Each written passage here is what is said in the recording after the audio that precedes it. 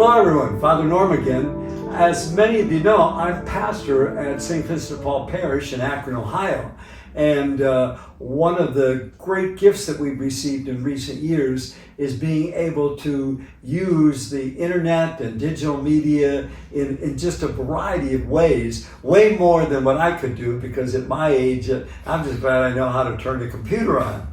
And but I'm so excited. We've had a couple people right now for the last few years, and he's going to share a little bit with us. We've had John Kissel, got a real background. We speak of him as our marketing communications coordinator, and he can talk a little bit more about this digital stuff, the benefits that's been to our parish and to faith communities in general, and maybe some of the concerns we have. So welcome, John. Thank you, Father. Thanks for having me on today. And starting with that, you've been here. What for you? What kind of drew you here? What are the kind of pluses? You've done so much. You can tell people more than I appreciate it all, but just a little bit about what that all means for a parish. Sure. It all kind of started with COVID, and I consider, as tragic and as bad as COVID was, I think it did have some of its blessings, as I call it, a blessing in disguise, because I think a lot of parishes through COVID, because when all the parishes were shut down, that helped parishes place themselves on the map of, the digital landscape. And I think a lot of churches had to reevaluate where they were with that and how to reach their parishioners, and not only their parishioners, but even the community as a whole.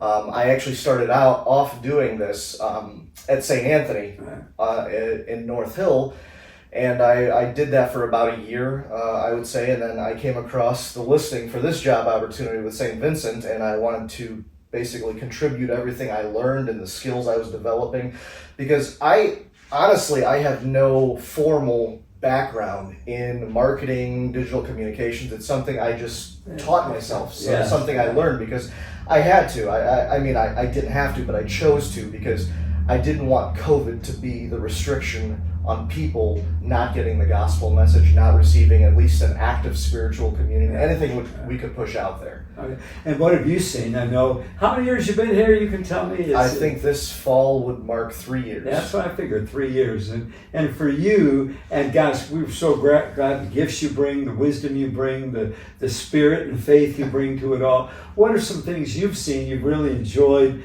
doing to help this parish community become more what Jesus Christ would want a parish community to be? Yeah, I think one of the beautiful things is that our content doesn't only reach the parishioners here, but the community at large. Yeah. And I love to see, when I push a homily video out, when I push any kind of content across Facebook and Flocknote and so forth, it just the ability to even change one person's day or their outlook.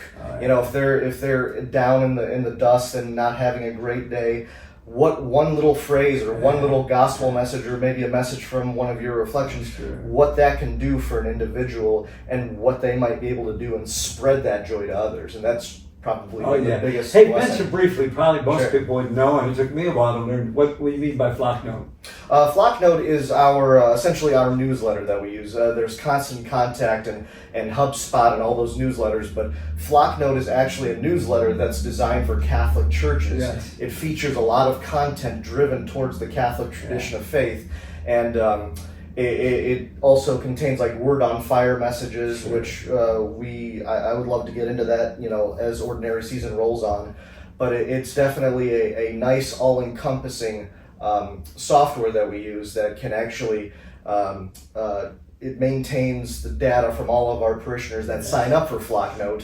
And there's different resources that we send out on a weekly basis that people that are parishioners in the community might find, both faith enriching and beneficial in their daily life. Yeah. And I know recently you were at the Eucharistic Revival in Indianapolis, and I know for me, being able to see some of that here and encourage other people to see it is a real plus. Any comments you want to make about that experience? Sure. I was very fortunate and blessed to attend the National Eucharistic Congress, and and I was able to bring some of that documentation that in those pictures, videos, and so forth, and I incorporated that into Flocknote for the folks that maybe only watch it through TV and couldn't get the personal experience, or didn't even know what was going on, and they're like, oh my goodness, the Eucharist is something we need to revive, and not only our parishes but our country, our community, the world. So let me just ask too. Sure. If all of that and it's enhanced so much, are there any concerns or drawbacks you can see from most as plus advantages, but anything you say, well, we need to be cautious here? One of the things that I'm always torn on is we're very fortunate to be able to live stream all of our masses, our daily masses, weekend, holiday, holy day masses, special events, and so forth. And I think that's a wonderful tool, wonderful blessing that we have. We're very fortunate.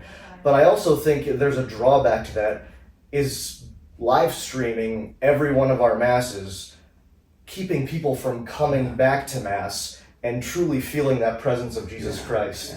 And I wouldn't say people are, when they look at the live stream, I wonder if it's maybe an issue that's become, whether they just look at the live stream and say, oh, that's good enough. That's just about the same as attending Mass. And it's a nice tool to have. It's a wonderful tool to have, but it doesn't replace the experience you have, being in the presence of Christ and the Eucharist.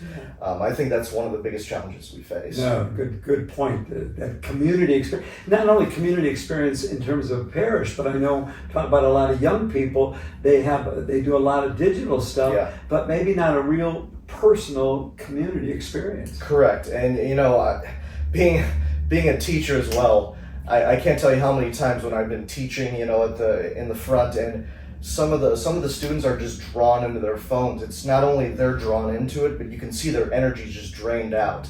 And I think it's a very fine line between getting a faith enriched experience and being so caught up in your phone that you miss life and you miss the gifts in front of you that God is presenting to you. So I think that's another drawback as far as our mobile capabilities go. It's a great tool, but it can kind of be a double-edged sword, I think, sometimes. I know, I'd like some other time to talk about some of these other experiences in a future session like this, but let me mention to folks, we've been so blessed to have John here. You can see his excitement, his passion, and his deep faith and his deep desire to want to share that faith. And I know that, John, you're going to be moving on. You're still going to help us in many ways, but we know we'll need to find somebody else that can follow up with you. You'll help them get going, but because we want to, any comments you want to make about all that? I just think that, I would love to see the legacy that we've built here as far as our communications and marketing go. I know that the next person we bring on will certainly be blessed. They're going to be chosen by God because we're approaching this from a God-loving and a God-fearing standpoint. So I don't think God will steer us wrong on our quest for finding someone new. Yeah. Well, again, very grateful to have you and grateful to all of you. I mean, hey, we're using digital media here. You're watching this, and we wouldn't be able to do this kind of thing, and it's so good. So thanks for watching. We'll keep you up on more that's happening, and thank you, John, for these 3 years, and I know you'll continue because you're going to be in new ministries, but doing something similar in another parish. It's been a blessing, Father. Thank you. Hey, you're welcome. God bless all of you.